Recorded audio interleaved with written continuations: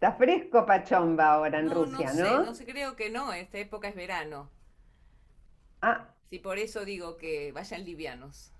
Igual el clima de hoy, al menos el que hace en Buenos Aires, para Rusia ya es como verano. claro, Es claro. verdad, es verdad. Que a mí me da fresca, ¿eh? Yo tengo frío. Yasmín, hola. Hola, ¿cómo estamos nosotros? Estoy con el celular. ¿Estamos solo nosotros? No, no No, no, estamos no, está solos. toda Sí, la gente, Está toda ojo, la sí, Yas. No somos nada develes más, buenas tardes para incógnitas. todos. No puedo somos ver, nada más que... no puedo ver nada, perdón. No puedo ver a ¿Por qué? nadie. ¿Por qué? ¿Por qué? ¿Qué le pasa a Si te pones Garfunkel? anteojos, No se ponga así, claro. Pruebe de encender la luz a ver qué pasa. ahí estamos. Muy buenas tardes. ¿Qué tal? ¿Ya diste clase? Sí, sí, recién Muy bien. terminé y mi computadora se volvió loca. ¿Aprendieron todos? Ujú. Estuvo muy Muy bien. lindo. Mire, ¿Desde yo dónde me estaba está? por poner los anteojos y justo vi a mi mamá en un cuadradito que se puso los anteojos. No sé para qué me Hoy los veis. puse yo, si se los puso ella. ¿Para qué me voy a poner? Ya está puesto. A mí La verdad, o sea, esto de me hacer ven a dos mí. Sí, te tareas, vemos, Raquel, te vemos. Ah, A todos los vemos y ay, están re bonitos. ah, gracias. Quedaron todos muy Sí, bonitos para la foto. sí, hermoso, mirá. bueno, ahora viene la parte que todos se tienen que silenciar, ¿vieron?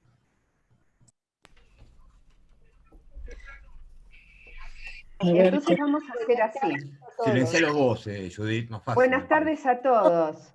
buenas Buenas tardes. tardes a todos, a todas, bienvenidos, bienvenidas. Desde Caracas, miren ustedes, ¿eh? Claro, en Caracas ahora son 2 horas menos. Ahí lo veo también a Hugo desde Miami, veo a Tamara también desde Miami. Bueno, estas son las cosas que pasan en Ivo. Todo el mundo, Zitz está sentado en su casa, sin embargo, desde Ivo podemos viajar. ¿Vieron? Estas cosas raras. Y hoy, Tayyare Habert es un Habeirim, Sholem Aleichem a todos. Hoy nos vamos de viaje a Rusia, como les habíamos dicho la otra vez. País lejano, diverso, etcétera, con todas las historias que sabemos y que escuchamos en algún momento. Yo sé que entre toda esta gente que nos está acompañando hoy, está Susi, y Susi es la hija de la Leder Kegater, que hace muy poquito tiempo nos dejó, y si hay alguien dentro de lo que es el Yiddish, Buenos Aires, Argentina, además de nuestros Leders, como Abraham, Esther, Nehama, Avi, Lucas, etcétera, todos nuestros letters, pero si hubo alguien que marcó el Yiddish en la Argentina, en Buenos Aires, fue la letter Kegater. Gater. Entonces, primero Susi, te doy la bienvenida y estamos muy contentos que estés compartiendo con nosotros este día, este TEI, y vamos a empezar y a dedicarle este TEI a la Lerer Kegater.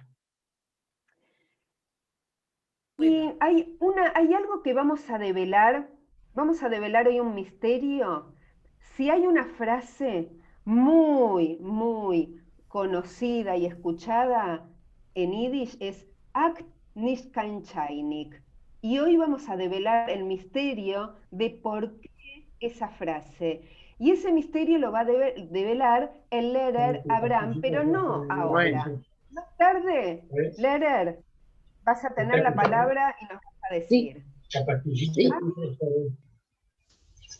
vamos a pedir, Judy, por favor, que apaguen los Sí, micrófonos, ¿sí? Por favor, es muy importante que los apaguen. Y si no, Dalia, apagas todos y prendemos los nuestros. Pero si lo pueden exactamente. hacer, gol. Ok, gracias. Bueno, empezamos, Judith.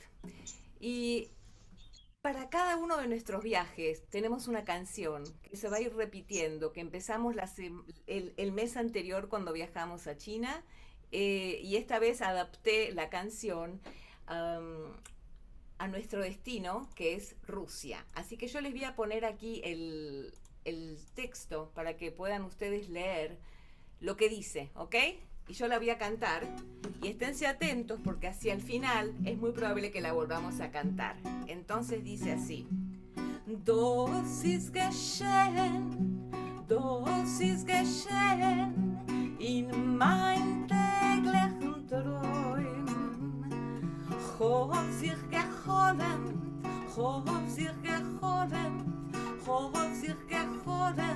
in ganzen Azoi. Es ist gewesen Scholem auf der Welt. Es ist gewesen Scholem auf der Welt. La seguimos después. Bueno, espero que hayan prestado atención porque después sí vamos a prender los micrófonos y van a cantar a lo último. Les vamos a contar lo siguiente. Más tarde seguramente se va a unir a nosotros la profesora Laura Estrin. Laura Estrin es escritora y trabaja hace 30 años en teoría literaria y literatura eslava en filosofía y letras de la Universidad de Buenos Aires. Escribió libros de prosa, como por ejemplo Literatura rusa, El viaje del provinciano, y también escribió libros de poemas. Como Laura en estos momentos no nos puede acompañar acá en el programa, hace unos días grabamos una entrevista en la que ella nos va a relatar algunos temas que tienen que ver con la literatura rusa relacionada con el yiddish y con lo judío. Presten atención todo lo que ella cuenta y también presten atención a las preguntas que el compañero de TEI, Diego Uberman, le hizo a Laura. La entrevista está dividida en dos. Y ahora, Dalia, vamos a escuchar la primera parte de la entrevista como para empezar a meternos en el mundo de Rusia.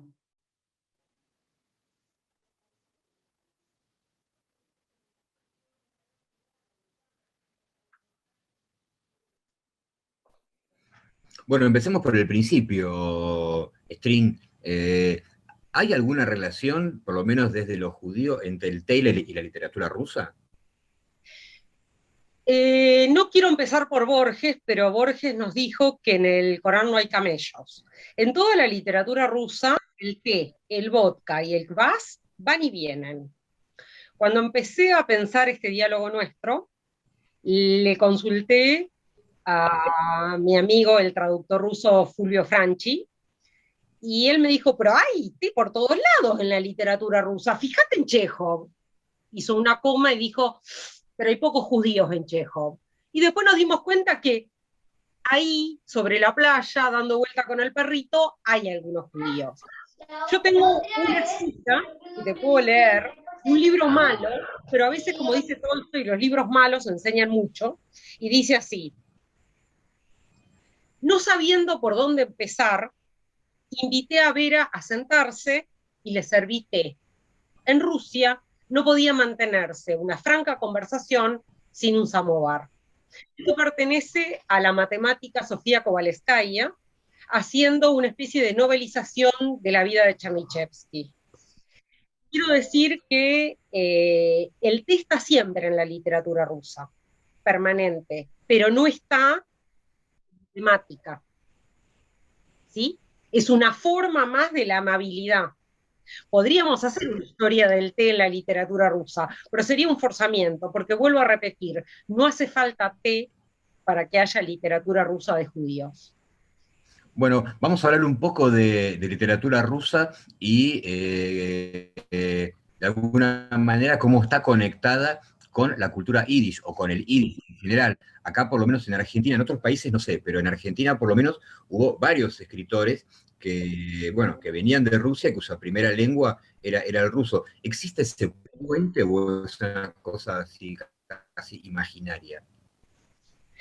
Mira, yo creo que era mucho más que una minoría marginada, eso lo dice Cyril Arslanov, que es un lingüista que está en la Universidad de Jerusalén, que es un genio, y estamos hablando del siglo XIX, ¿no? Los rusos judíos del siglo XIX. Los rusos judíos del siglo XIX eran mucho más que una minoría marginada, eran una lengua aparte, una cultura aparte, e incluso la lengua materna era el yiddish. Recién en el cruce con el siglo XX, digamos que lo judío pasó a ser una nacionalidad y la lengua pasó a ser un poco más el ruso. De hecho, bueno, mis bisabuelos solo hablaban, mis 8 bisabuelos, solo hablaban únicamente yiddish cuando llegaron a la Argentina. Claro, bueno, hay muchos casos, llegaron con esa lengua, en Argentina que se convirtieron en ágrafos, tuvieron que volver a aprender a leer y escribir, y hicieron, digamos, una suerte de trasvasamiento de su literatura al castellano, ¿sí? ¿Vos tenés idea si esa judería rusa que así vino a la Argentina a escribir en castellano, pasó lo mismo en algún otro lado? Creo que, digamos, cuando uno lee la inmigración, yo tengo datos solo de la literatura rusa, y por la literatura rusa yo conozco esto que estamos charlando, digamos, este grupo judío, y de hecho, digamos, yo hice parangones entre, por ejemplo, Isaac Babel y Gerchunov, ¿no? Yo creo que pasó en toda Latinoamérica. Después ya en Norteamérica los procesos de inmigración generaron en otros momentos otras cosas. Bueno, se sabe lo del yiddish en Nueva York, etcétera, etcétera, pero no es mi saber específico. Yo tengo un saber más específico de lo que, bueno, recordando, por ejemplo, cuando Seckman dice la fabricación del mito del gaucho judío en Gerchunov, ¿no? Ese intento de asimilación casi forzado durante el centenario argentino, produjo una obra que tiene los elementos del mundo al que vos me estás llevando, del que intentamos dar cuenta, pero no son exactamente parecidos a los de ningunos otros. Claro, el caso de Gerchunov es casi emblemático, ¿no? Porque no solamente es el más difundido, por ahí es casi el ícono de ese judío inmigrante que se convierte a la fe del castellano, sino que es además probablemente el padre de esta criatura simbólica que es el gaucho judío. Ese trasvasamiento me parece muy interesante, ¿no? Mirá, yo pensaba cuando armábamos esta charla que desde chica yo me dediqué a desautomatizar. Y lo que siempre me interesó es ver qué cosa del mito, de la transmisión, tradición, familia, etcétera, etcétera, nosotros adoptamos, qué parte de eso es real. Y con el tiempo me di cuenta que la literatura era un documento bastante contundente, bastante elocuente, para marcar digamos, qué es mito, qué es leyenda y qué fue real. Entonces pensaba, digamos, en el mundo de ese mito gaucho que nosotros tenemos, que nos mostraron, que quisimos ver incluso, y qué irreal fue, digamos, porque los judíos llegaron a la Argentina, estamos hablando de la inmigración del Barón Hirsch, por ejemplo, en 1890, llegaron tristes, pobres, desarrapados y abandonados en campamentos. El Barón Hirsch nunca llegó a la Argentina, nunca vio los campos que compró para los judíos que puso ahí. Él estaba siempre en París, ni siquiera estaba en Rusia, quería ayudar a los judíos polacos y a los rusos, pero no estaba, digamos, y no vio. Y, digamos, hay un componente trágico bastante determinante que yo lo recupero en la literatura, y no en la literatura argentina, porque la literatura argentina, sobre todo la canonizada, como la de Gerchunov, es la que intentó la asimilación. Gerchunov quiso ser del diario La Nación, quiso ser un argentino y de hecho lo logró. Bueno, la literatura rusa es como que marca el en vez. En el mismo momento, Isaac Babel, en Rusia, estaba marcando a un tipo judío muy complejo, muy variopinto y muy entrechocante. Digamos, a ver, te digo esto, era un tipo endeble, Isaac Babel decía que eran tipos con anteojos y otoño en el corazón, ¿no? Pero los mezclaba con cosacos y les enseñaba a matar. Decía, el judío que se sube a un caballo deja de ser judío y se transforma en ruso. Quiero decirte, el judío que llegó a la Argentina es distinto al judío que nosotros leemos en el mito. Estoy pensando dos cosas a partir de lo que vos contás. Por un lado, veo a partir de tu relato que esta literatura ruso-judía, tanto en Argentina como en Rusia, está siempre en un lugar de conflicto con la cultura. ¿No? Siempre está intentando subvertir, corromper. Esa es la definición de literatura. Estás dando la definición de literatura, no de literatura ruso-judía. Digamos, okay. La literatura es lo contrario prácticamente de la cultura. Lo que pasa es que justamente el mito cultural dice que la literatura nos vuelve mejores, etcétera, etcétera, etcétera, digamos. No, la literatura es un documento social. Creo que es el mayor documento social. Por eso muchas veces no se lo quiere ver, porque dice cosas que no queremos saber. Bueno, entra exactamente lo que decís. ¿Sí? Ok, pienso en un momento dado, si querés, entra a su vez en conflicto con otra práctica escrita, donde los judíos rusos tuvieron un enorme desarrollo, acá por lo menos en Argentina, que es en el campo del periodismo. Yo estaba leyendo hace poco un libro, de Javier Sinai, que se llama La Caja de Letras, que repasa justamente, recupera y repasa la historia de ese periodismo ruso-judío en yiddish en Argentina, y también, ¿no? Lo instala en una zona de conflicto con la cultura. Ahora, es llamativo que todo esto venga de Rusia, ¿no? ¿Por qué de esa judería y no de otra? Bueno, lo que se llamaba la zona de residencia, que era Bielorrusia, Ucrania y el límite con Polonia, era la zona de mayor concentración de judíos del mundo en ese momento. Entonces, por eso vino de ahí. Digamos, los judíos en la primera mitad del siglo XIX estaban muy desparramados en el Imperio Ruso. Luego los concentraron en esa zona de residencia. Digamos que somos un largo camino hacia la concentración, y lo ponemos con cursivas, comillas, y todas las simbólicas que trae ese término, ¿no?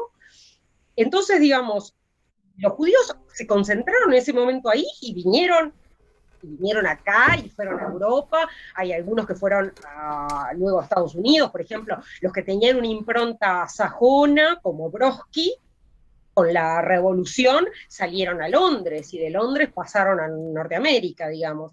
Yo creo, digamos, que el conflicto, yo pensaba, ¿no? Donde hay un judío hay un problema. Y eso lo saben. Yo pensaba en Nora Strejilevich en nuestro país, cuando ella escribe Una sola muerte numerosa, ella sabe que el judío fue el más torturado durante la dictadura en la Argentina. Es decir, el índice de sospecha, el índice de, chivo expiatorio, etcétera, etcétera, que genera el judío, tiene una contundencia real que después se puede estudiar, por ejemplo, en el Judío del Saber. El Judío del Saber es el es el libro de Milner, digamos, marca esa avidez, ¿no? Esa sed permanente del judío por el saber que generaba tanta iracundia y tanto resentimiento. Digamos, el antisemitismo tiene un motor con gran cantidad de agua para funcionar. Y Rusia fue un gran motor de antisemitismo durante la era imperial y durante la era soviética, con algunos cambios, pero como dice David Viñas, constante con variaciones. Cuando era una niña, había aprendido una canción y cuando llegué a casa la escuchó mi papá. Me dijo, estás cantando una canción rusa. Y hasta me tarareó un poquitito de la canción. Para hoy, recién y después de muchos años, voy a cantarles una estrofa en español, unas estrofas en ruso y una versión libre de la canción en yiddish con colaboración en el texto de mi amigo Sergio Lehrer.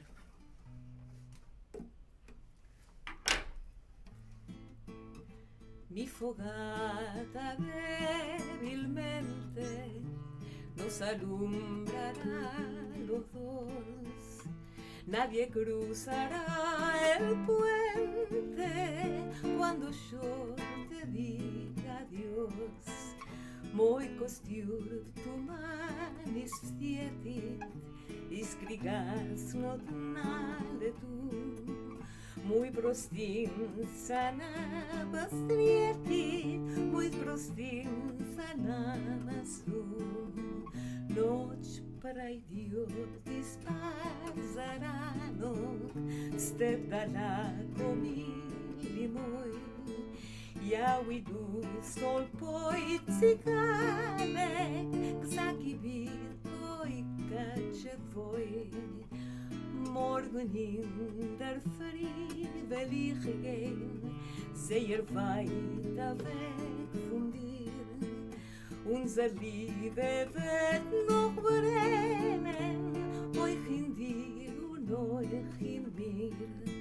Heint wird das Feuer uns beleuchten, unser ruhig stiller Weg. Keiner wird nicht gehen rüber durch unser kleiner Brieg. Moj kostyur tумані світить, іскри гаснуть на лету. Ночью нас никто не встретит. Muy простинца на мосту.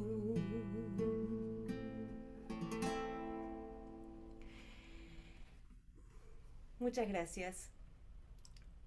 Quiero contarles que seguimos con otra canción.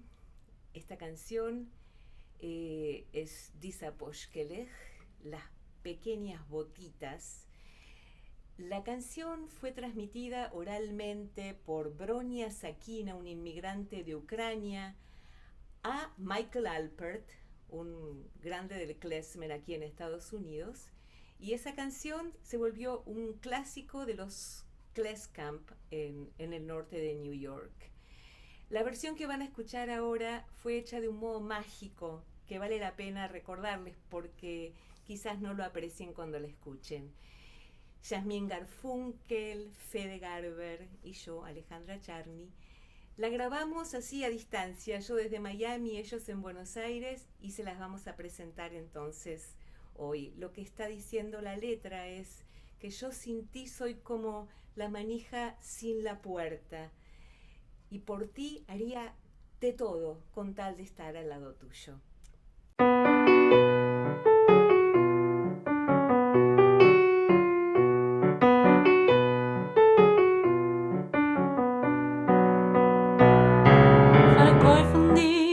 Poshkelech, fahre auf die Droschkelech, wie mit dir in einem zu sein. Oh, ich und dir und du und mir, wie ein Kliamke ohne dir, Kätzele, Feigele mein.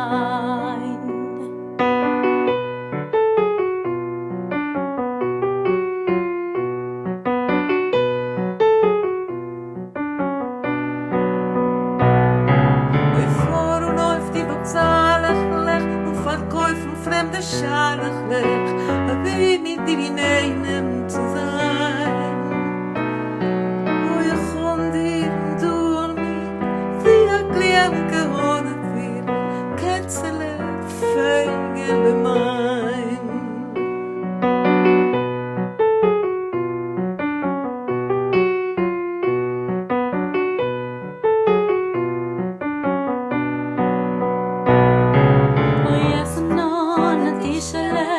Schlafen an Gisele, wie mit dir in einem zu sein. Oh, ich und dir und du und mir, wie ein Kliamke ohne dir,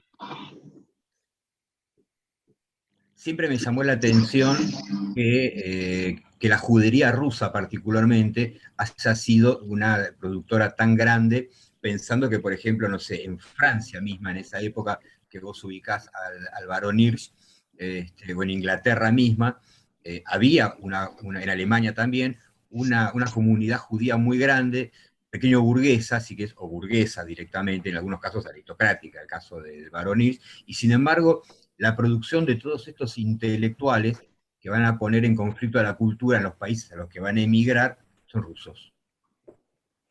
Sí, digamos, yo estoy pensando en Alemania, digamos, ¿no? Más allá de la centralidad por diversos motivos que tiene el pensamiento alemán, es el pensamiento triunfante, digamos, desde Hegel a Heidegger, etcétera, etcétera, es el pensamiento que más litigó con el judío. Nosotros tenemos desde Karl Kraus en esa época un gran, pongámoslo en términos modernos, periodista, y fueron grandes formadores, qué sé yo, Benjamin, toda la escuela de Frankfurt fue judía.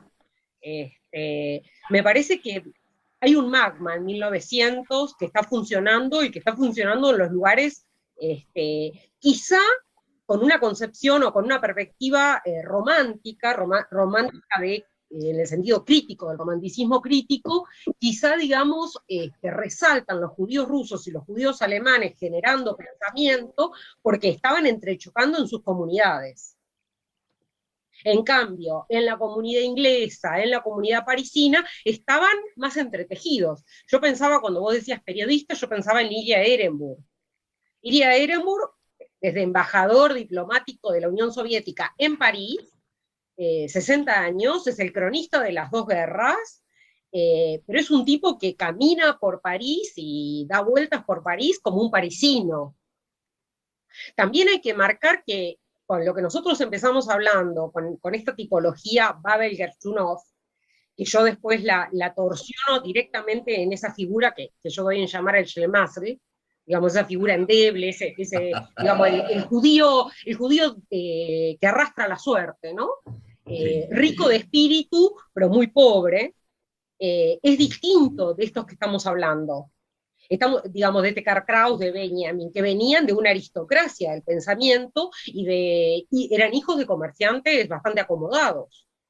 En el caso ruso, yo el contraste lo establecía entre Babel, que era hijo del Shtetl, digamos, de Kishinev, para ser más concretos, que había sufrido lo que se llamaba el numerus clausus, es decir, podían entrar de 40 en cada curso 2 judíos en las ciudades menores. Para vivir en las ciudades mayores había que pagar impuestos muy altos, y en las ciudades mayores, escritores judíos, hay muy pocos, por ejemplo Mandelstam. Y de hecho son autores que después se convierten a la ortodoxia rusa.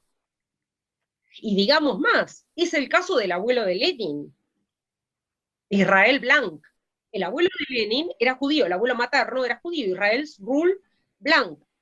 Y se convierte a la ortodoxia rusa, porque eran lo que nosotros después llamamos asimilados, que es lo que los judíos alemanes, yo entiendo, que hicieron en mayor medida. Bueno, Trotsky mismo tiene también ascendencia judía, aunque él nunca lo planteó como un tema, digamos, que le importara políticamente, pero es un caso excepcional, si querés, ¿no? Sí, pero digamos, yo revisé algunas cosas de Trotsky, y lo llamativo de Trotsky, no solo que tiene ascendencia judía, sino que es judío. Él nunca marcó el extenso antisemitismo que sufrió. Es llamativo, ¿no? Pero se sensibilizaba si alguien le contaba algún caso de persecución, ¿no? Digamos, eso podemos incluirlo en su bolsa política, ¿no? Para pensar. Sí, claro, me parece un personaje muy interesante, digamos, de esa época, de esa Rusia tan efervescente, ¿no? Ahora, claro, pero era una burguesía acomodada. Lenin, sí. Trotsky, Mandelstam, y digamos, lo que a nosotros nos formó, lo que vino a la Argentina, fue otra clase. Eran hijos de pequeños artesanos, hijos de aldea. Tampoco campesinos, no labraban la tierra. Acá aprendieron. Está bien, pero acá en Argentina, si querés, de todos esos inmigrantes rusos, probablemente se hayan creado dos grandes mitos o dos grandes vertientes del mito del judío ruso, que es Mi hijo el doctor. Mi hijo el doctor, el judío hijo del libro, ¿no? Ese judío Exacto. intelectual, narigón agachado, laico, si querés, no necesariamente religioso, pero encorvado sobre el libro, el judío intelectual, y el judío comerciante avaro, ¿no? Voraz. Los dos son judíos y vienen del mismo lado. O sea, una vez más, es exacto Rusia, lo que vos decís. O sea, digo, Rusia una vez más generando, ¿no?, esta clase de estereotipos y arrojándolos al mundo. Y mirá, yo revisando, digamos, y releyendo y viendo de vuelta los judíos en Babel, los judíos en Pilniak, todos autores de la época, encuentro, digamos, extremos. Quiero decir, encuentro que esta tipología tiene una raigambre, es decir, no es algo totalmente descabellado que se inventó por casualidad, porque directamente Babel tiene rabinos comerciando en la sinagoga. Yo justamente había extractado algunas citas que ahora después las parafraseo, las olvido, digamos, como cuando hay plata, hasta el rabino llega, cuenta Babel. Estoy hablando de los cuentos de Odessa. Babel tiene un fresco total de Odessa en este momento, digo, en 1890, ¿no? Y después, en Caballería Roja, llega a 1920, también con la centralidad del judío. Y fíjate, digamos, para conectar con lo que decíamos antes de lo político, Babel junta personajes que marcan con hebras de sus mujeres los preceptos bíblicos y simultáneamente los libros de Lenin. Claro, digamos, establece una concomitancia de todo lo que vos decís, es decir, había una mezcla. Mandelstam a esto le llama el caos judío, es el título de una parte de sus memorias, del rumor del tiempo. El caos judío. En Babel es más bien una mezcla, una mezcla que vuelve el judío, por ejemplo, yo el otro día recordaba algo como simpático, que Babel decía, el tipo es judío, pero el tipo es bebedor, los judíos no son borrachos, pero el tipo es judío, digamos, haciendo como entrechocar lo que es digamos, el mito del judío. Babel recorre todos esos mitos, que el judío no le pega a la mujer, etcétera, etcétera, ¿no? Y los va mezclando y decís, y al final no es tan diferente a un ruso. Yo también conté alguna vez que cuando empecé a leer literatura rusa, yo creía que algunas cosas que leí eran judías, y no, eran rusas. Y eso, digamos, es muy fuerte, porque el judío en Rusia, digamos, pasó de ser una etnia a ser una nacionalidad, eso formalmente, ¿no? Pero después el judío tiene un nivel de mimetismo y de contigüidad y de permeabilidad con el lugar donde vive muy grande. Bueno, hubo de hecho un intento concreto de crear una nación judía en Rusia. Averigüé sobre eso y fue una especie de venia que le hizo el Estado bolchevique a el Bund. Porque cuando se produce la Revolución Rusa, el Bund era un partido muy importante, los obreros judíos del mundo, ¿no? Pero quedan sin ningún tipo de representación en el Estado bolchevique. Y para hacerle algún tipo de venia, mientras le quita toda posibilidad del uso del hebreo, los judíos dejan de poder escribir y hablar en hebreo en toda la Unión Soviética, les dice, bueno, les doy este pedacito de Siberia Oriental para hacer un grupo de judíos. Yo me animo a decir que es un primer pie para armar un Teresín. Pero bueno, son lecturas históricas. Laura, te hago una última pregunta que tiene que ver con, si querés, no sé si decir el presente, pero sí traerla a la actualidad. Muchos grupos de inmigrantes, por lo menos en Argentina, no sé, estoy pensando en los españoles, en los italianos, después del exilio, ¿no?, que significó la inmigración por el hambre, por la violencia. De hecho, acá en Argentina por lo menos son los dos grupos mayoritarios de inmigrantes, ¿no? Los españoles y los italianos, tuvieron una suerte de reacción nostálgica, de regreso a ese lugar, ¿no? Del cual casi mítico en muchos casos, porque es un bisabuelo, o una abuela muy vieja, un abuelo muy viejo, el pueblito, ¿no? Un regreso sí casi mítico a ese lugar de origen, a buscarlo, a encontrarlo, a reconocerse y a testimoniarlo, ¿no? En la literatura, en la poesía, en la música. Bueno, con los judíos rusos no pasó eso. Además, te diría que pasó todo lo contrario. Hubo como una especie de ejercicio de cancelación de ese pasado y todos nacimos y llegamos de un plato volador. ¿Por qué te parece que pasó eso? Por la tragedia de la que hablé inicialmente.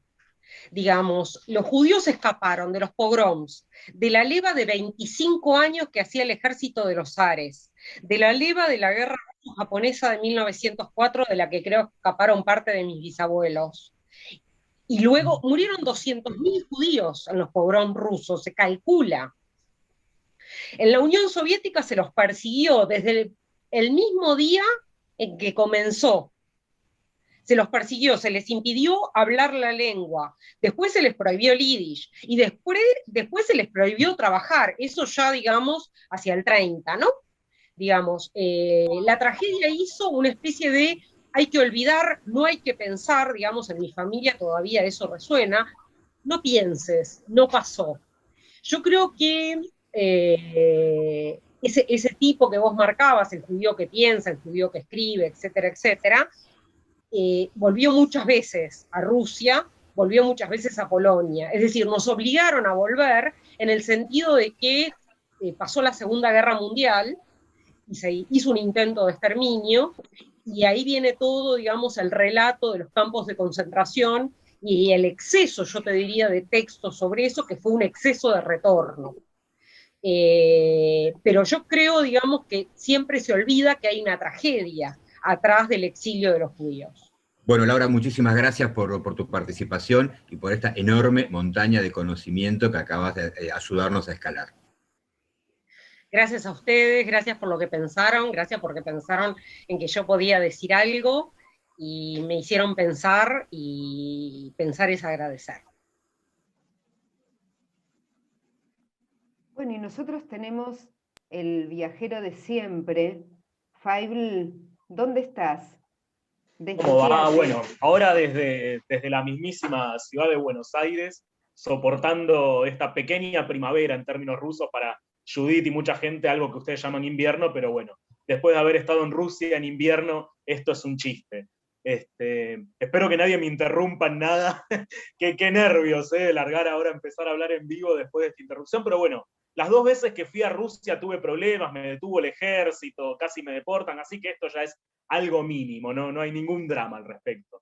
Tuve la suerte de haber estado el año pasado en Birobichán, una semana antes que comience la pandemia del coronavirus, así como comentaba así Laura Estrim, cuando se crea la Unión Soviética y debido al peso que tuvo el Bund y diferentes judíos que eran miembros del Partido Comunista Ruso, del Partido Bolchevique, decidieron crear el Estado judío. Pongámonos un poco en el contexto de esa era donde estaba esa idea de crear el Estado judío, toda la filosofía del sionismo, la filosofía de Herzl, donde no había un territorio judío y estaba ese reclamo por un territorio. Incluso la política central de Lenin fue la de crear el Estado judío. Lenin muere en 1924 y el propio Stalin, cuando muere Lenin, dijo que un pueblo no podía ser considerado pueblo si no tenía una nación, y ahí es donde decide llevar a cabo esa idea de crear el Estado judío en la propia Unión Soviética. Recordemos que la Unión Soviética son uniones de repúblicas socialistas soviéticas, y una de esas repúblicas iba a ser una república judía. La primera idea que se barajó fue crearlo en la zona de Crimea. Crimea si habrán sentido hablar hace unos años, fue esa zona de conflicto entre Ucrania y Rusia, que le pertenece a uno, que le pertenece a otro, todo un maíz ahí, porque es la zona donde pasa uno de los principales gasoductos que alimenta el gas de Rusia hacia la Europa occidental, entonces hay como intereses económicos muy complejos y por ende el conflicto. Pero en esa zona se quería establecer el Estado judío en aquel momento. Estamos hablando del año 25, 26. Y hay dos teorías de por qué no se estableció. La primera teoría es que no querían poner a los judíos en un lugar central de Europa, y la segunda es que los propios cristianos ortodoxos que habitaban en esa zona no querían que ese sea un territorio judío. Entonces la decisión fue mandar a los judíos a el lejano oriente ruso, que geográficamente esa zona no es considerada Siberia, sino que se llama el lejano oriente ruso, o sea, todavía es más lejos que Siberia, de Moscú. Para que tengan una idea, el tren transiberiano que une Rusia de oeste a este tarda 9 días desde Moscú hasta su otro extremo, que es Vladivostok, y Birobichán está en el día 7, o sea, para ir de Moscú a Birobichán, a este primer estado judío que se crea, se tarda 7 días en tren. Y bueno, en 1928 se crea el estado de Birobichán con esa idea de poblar el lejano oriente ruso. Como esa idea que, para los que somos de Argentina, estaba de querer poblar la Patagonia. Era una zona totalmente despoblada, una zona de frontera, está en el límite con China, por eso tuve la suerte de ir, yo vivía en China, como les conté en el encuentro pasado, y bueno, estaba ahí nomás fueron 35 horas de viaje, pero bueno, estaba ahí nomás para cruzar a Birobichán. Y también tenían la frontera con la actual Corea del Norte y también estaban muy cerca de Japón. Entonces necesitaban poblar ese territorio y decidieron crear ahí lo que se llama, actualmente se sigue llamando, el Oblast Autónomo Hebreo. Un Oblast es un punto híbrido entre una república y un Estado, y tenía una capacidad de ser autónomo y de ser representativo del pueblo judío que quisiera habitar ahí.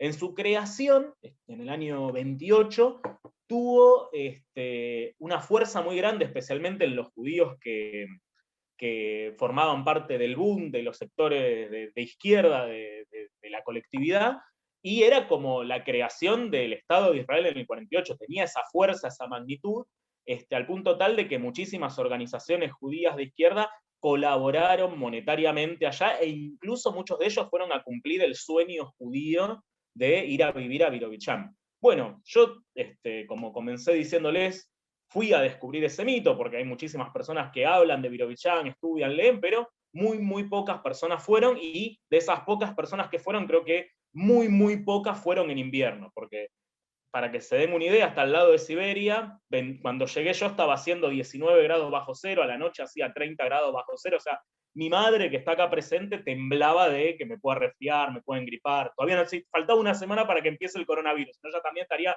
más preocupada. Pero bueno, me llevé mi saquito como corresponde, así que quédense tranquilas las Yiddish Mame. Y bueno, llegué a esta ciudad con la idea de descubrir lo que queda de judío. Tenía un solo contacto que me lo pasó Abraham Lichtenborn, que era de Elena, la directora del periódico en Yiddish de Birobichán, el Birobichaner Stern.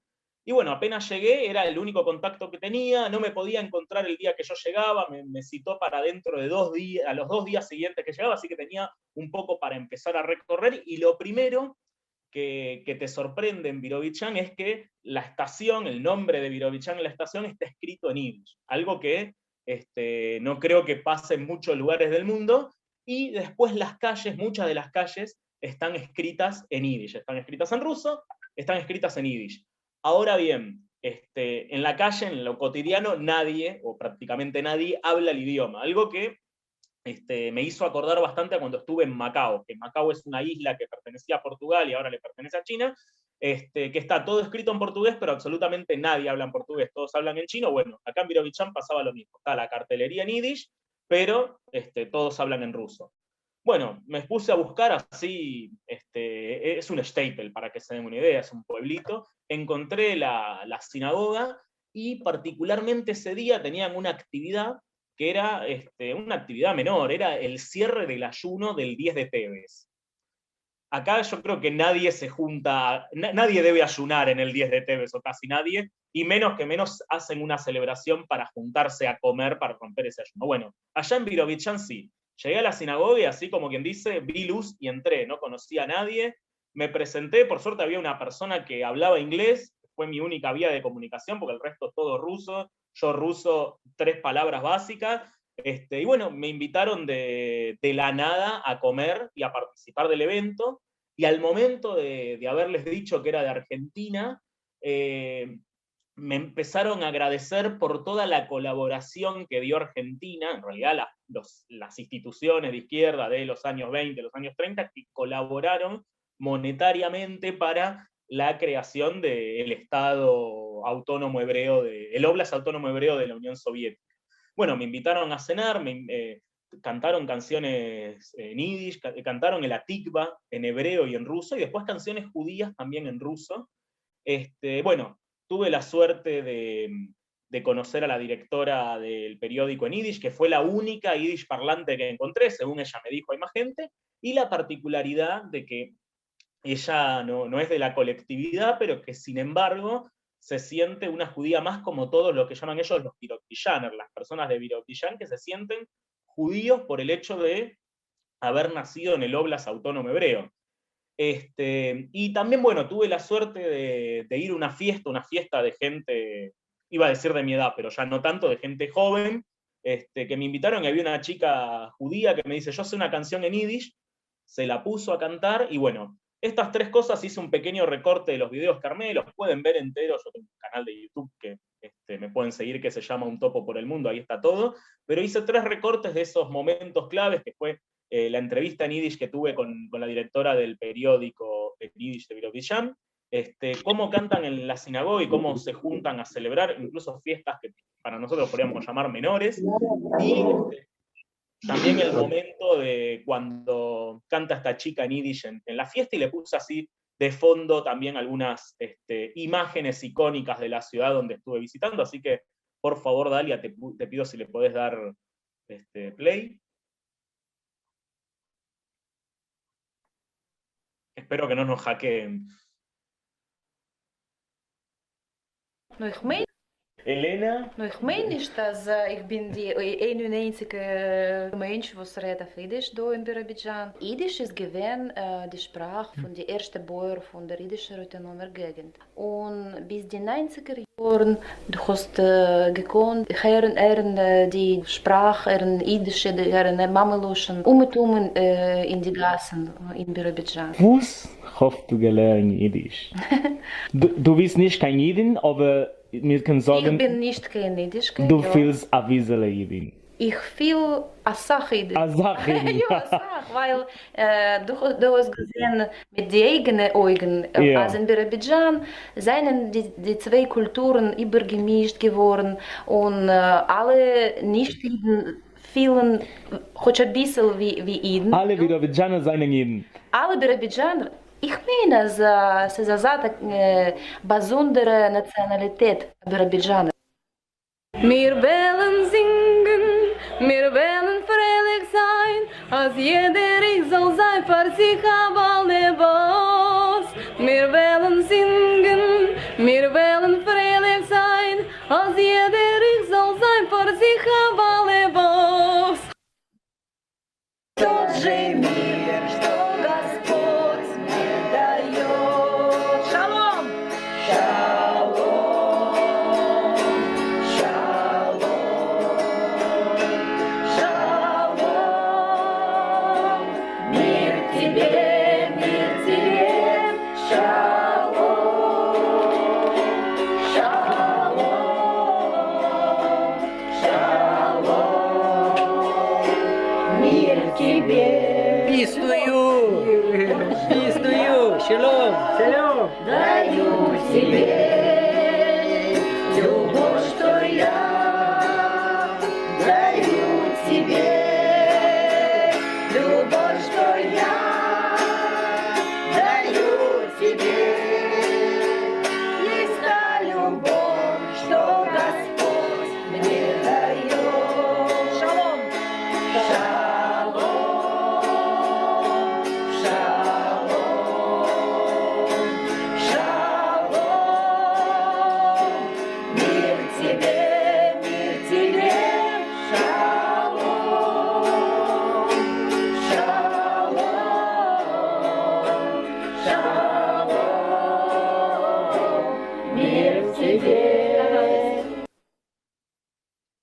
bueno, ahí un breve resumen de lo que fue mi paso por Birobidzhan. Una experiencia, la verdad que increíble, que les recomiendo algún día que si pueden ir para allá lo hagan, y se lleven varias baterías de teléfono porque con el frío se descarga muy rápida. Pero bueno, eso fue lo que viví. Si también conocen los nombres de esas dos canciones, porque nadie me supo decir cómo se llaman esas dos canciones, la que es en yiddish y en ruso, lo escriben acá en el chat y me develarán una gran duda. Y bueno, como he nombrado el tema de Crimea, con el fallido primer Estado judío en la Unión Soviética, tenemos una conexión con Crimea, y es a través de la propia Alejandra Charny, que nos va a llevar de paseo a aquel lugar que podría haber sido el Estado judío que no fue. Así que, Alejandra, todo tuyo nomás.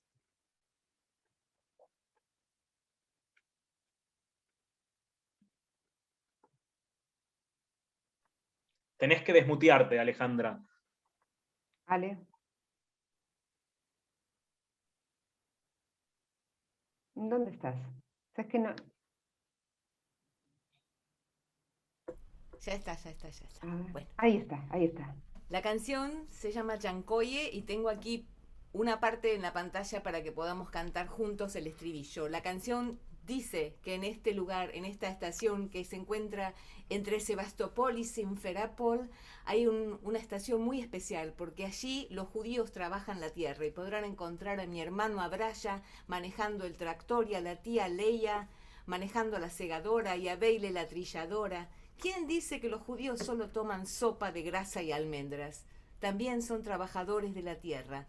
Así que, si no lo creen, vengan y muéstreles cómo es la vida en Yankoye. Así que, cuando llegue el estribillo, presten atención, porque vamos a tratar de cantarlo juntos. Als men fortging Sevastopol ist nicht weit von Simferopol, dort bin ich Stanzie fahren. Wer darf suchen neue Glicken, ist Distanzie an Artikel in Yankoye, Jan. Miren en pantalla. Hey Jan, hey Yankoye, hey Janvili, hey Yankoye, Jan. Hey Jan, hey Yankoye, hey Janvili, hey Yankoye, hey Janvili, Jan. Entfert idun, wo's mein Kasche, wo's mein Bruder, wo's Abrasche, es geht bei ihm a Traktor wie a Bahn. Die Mummeleje bei der Kosilke, Beile bei der Modlotilke, in Yankoye, Jan. Traten! Hey Jan, hey Yankoye, hey Janvili, hey Yankoye, Jan. Hey Jan, hey Yankoye, hey Janvili, hey Yankoye, Jan. Un poquitito, una muestra, y seguimos adelante con el programa. Bueno, saben que en estos momentos, si bien se hizo un poquito más tarde por ese inconveniente que hubo, en estos momentos en Israel son las 2 de la mañana. Entonces, como Vira Loshinsky no iba a poder estar en forma presencial porque vive en Israel, dada el horario de madrugada, nos envió un video precioso. Entonces ella nos cuenta que nació en la Unión Soviética, en Moldavia, en un pueblo que se llama Belz. Y van a escuchar, ella nos manda el video todo en yiddish, hace todo su relato muy cortito de su vida en yiddish. Ella desciende de familia de artistas, su mamá es cantante, y su papá, entre otras cosas, era traductor al yiddish, de canciones hacia el yiddish. Ella era violinista de chica, y una característica del pueblo es que los judíos, los rumanos y los gitanos jugaban todos juntos. Y hace aproximadamente 30 años que ella está viviendo en Israel, pero siempre se acuerda de esos momentos que vivía con sus vecinos. Entonces, la canción que vamos a escuchar, primero vamos a escuchar en yiddish, esto que yo hice rápidamente, esta traducción rápida, vamos a escucharlo en yiddish, y vamos a escuchar la canción, que es una traducción que hizo su papá, que habla de una gitana, de una chica gitana que está esperando que llegue su amado y que ella está segura que pronto él va a llegar. Entonces vamos a ver, Dalia, el video de Vira Losinsky, esta cantante israelí moldava.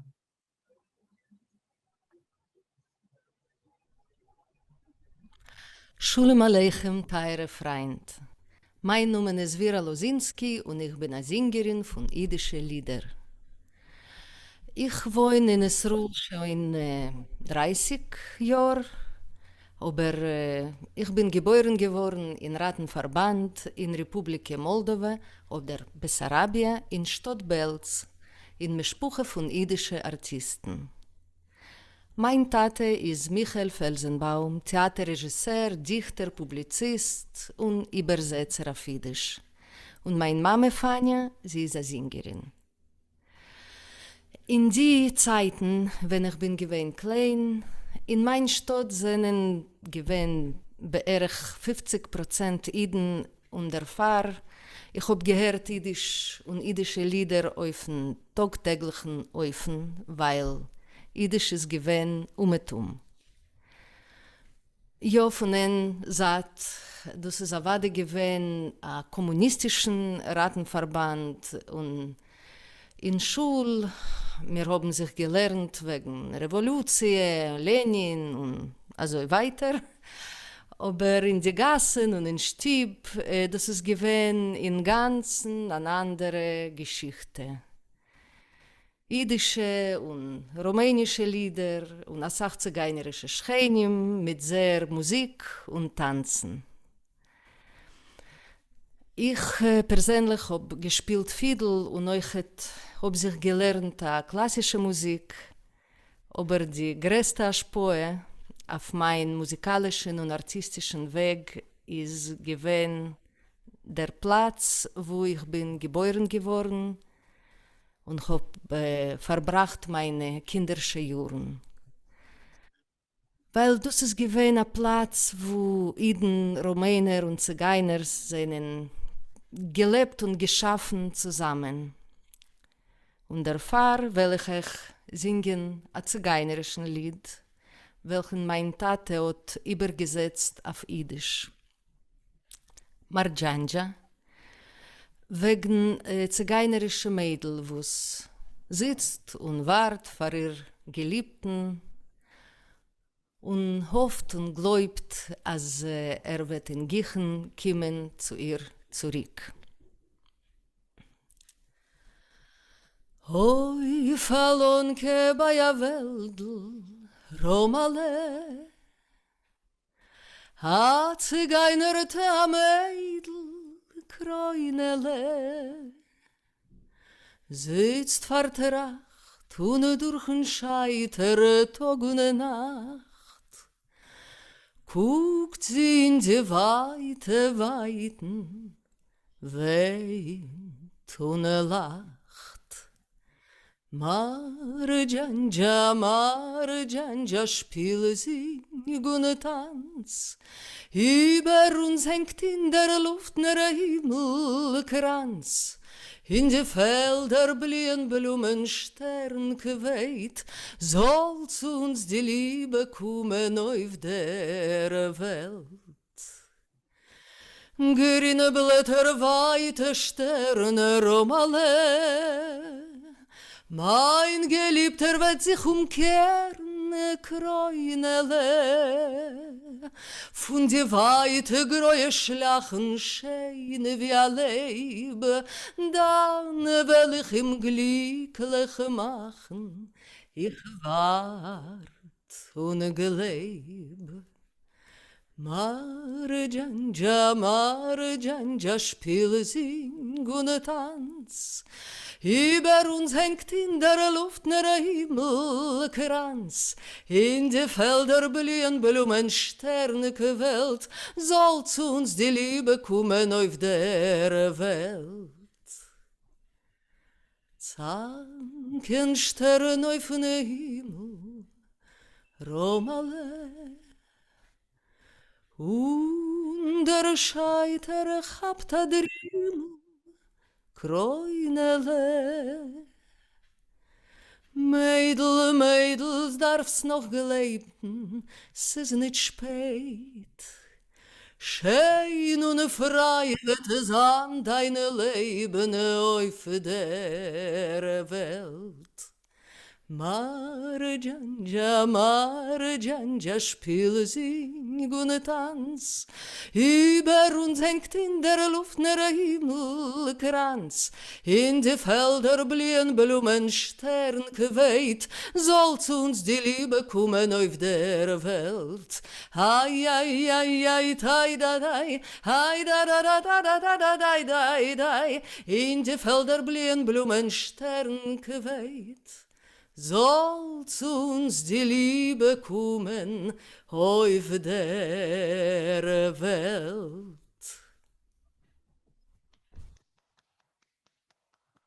Qué belleza. Bueno, qué interesante también esto que ella contó, que mientras en la escuela se hablaba de la revolución rusa.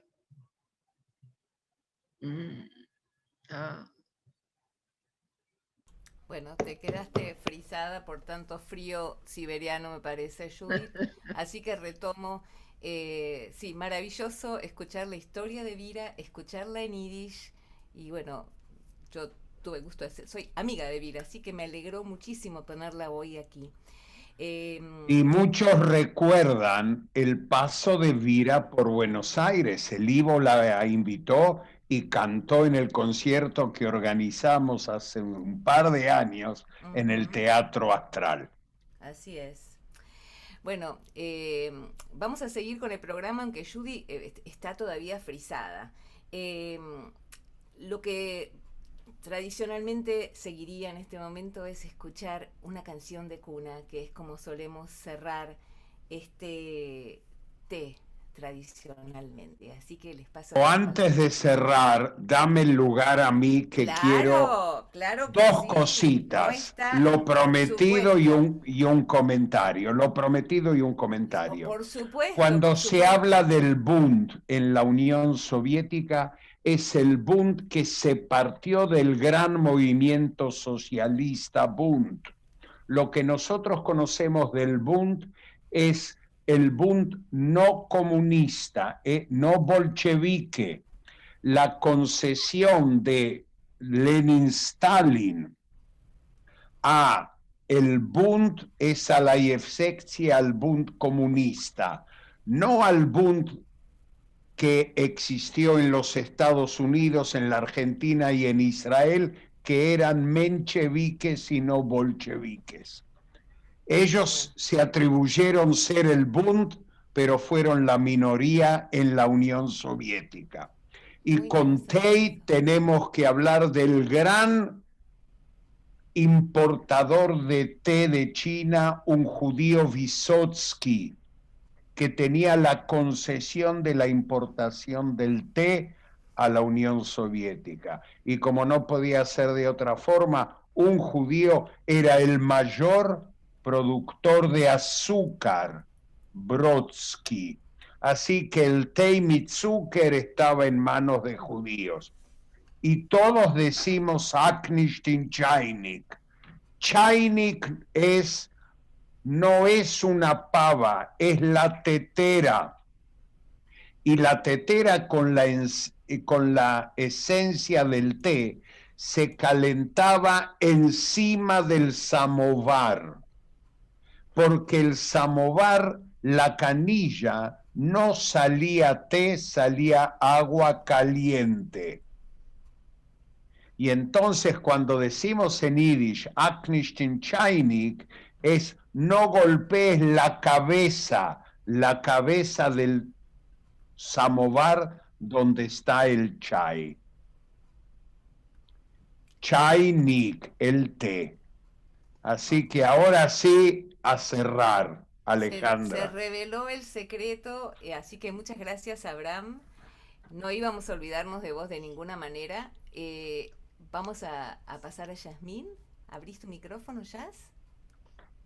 Ya, gracias, Abraham.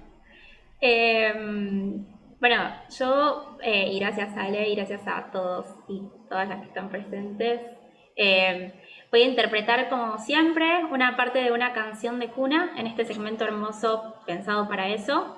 En esta ocasión se trata de Schlaf in Frieden o Schlaf mein Fegele.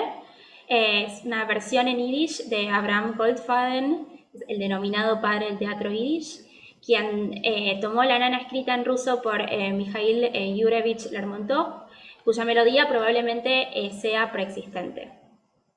Y dice así. Es una partecita nada más. Schlaf in Frieden, du weißt wen kein Leiden. Schlaf, schlaf, mein Kind. Schlaf, mein Fegele, macht sie dein Egele. Schlaf, schlaf, gesinnt. Amalach Hagider, soll sein dein Hieder, heint bis morgen früh. Mit Seufigele, über dein Wegele, weg der Stiel dich zieht.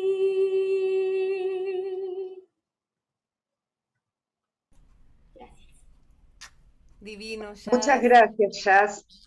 A ustedes, como siempre. Muchísimas gracias. Bueno, miren, se me cortó internet también en el medio, así que bueno, ya estamos de vuelta y como terminamos tal cual la vez pasada, encendiendo los micrófonos y cantando todos juntos, antes quiero agradecerle a Dalia que está en la parte técnica. Pedimos disculpas por estos inconvenientes, pero bueno, evidentemente no tuvieron que ver con nosotros. Se van a ir enterando de todas las actividades de Ivo a través de Facebook y a través de los mails. Y pronto va a empezar el seminario, que también se van a enterar de los contenidos y cómo inscribirse. Ale, ¿cantamos todos juntos? Claro que sí, así que cuando decimos todos juntos, ahora la consigna es abran los micrófonos y nos vamos a rodear de nuestras voces, aún con los efectos contrarios que pueda tener Zoom. Así que se los voy cantando. Esta canción, en esta Divino. Esta versión es la que hice para el texto de hoy. Y dice así. Das ist geschehen, das ist geschehen, in meinem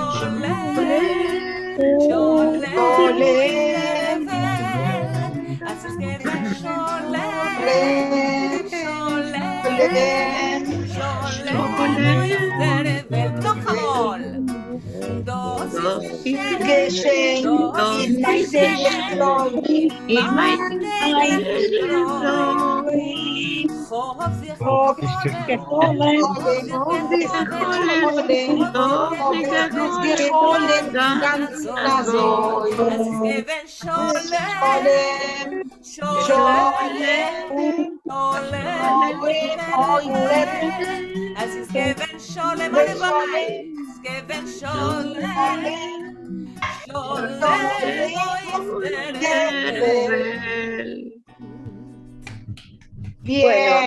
Guten Nacht, Muy lindo. Guten Nacht, y nos encontramos el próximo miércoles a cantar en Yiddish toda la hora. Muy Marisa bien, muy Marchione. lindo. Muy lindo. Buenísimo. Acá tengo otro, no sé quién está. Muy bien. Acá también. Yo también tengo un samovar. Ahí se pone el chainik. Ahí mostrá dónde está el chainik. Ahí arriba. Así es, acá se pone. Ahí se pone el Ahí arriba chainik. se pone el chainik. Claro que sí. Yo tengo, mira,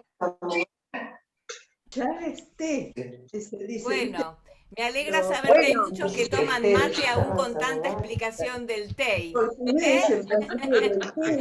Bueno, nos vemos pronto. yo tengo esto. Abraham, yo tengo esto. El A ver, samovar. a ver, ¿cómo es? No lo veo. A ver. A ver, ¿cómo? No, la vista. Ahí está. sí, Ahí pero está, que tenés un sí. Sí, fondo pero que- es la vista del hablante. A ver, ¿qué A habla? Golda, a Golda. Sí, Golda. De Sí. Uruguay. Bueno, pero este es muy moderno. Este es moderno. moderno, sí. No es el clásico. A ese, Entonces a ese no se le puede poner carbón adentro. no. Por eso el verdadero samovar se calienta con carbón adentro. No, este es eléctrico. Por eso. Tengo una cosa. Y entonces el están chainik todos se pone invitados. arriba. Así es. Mirá. Para calentar el chai, el té. Sí. Mirá vos. No sabía. Están todos invitados Chao. a comer chipá con Grey acá en Corrientes. A comer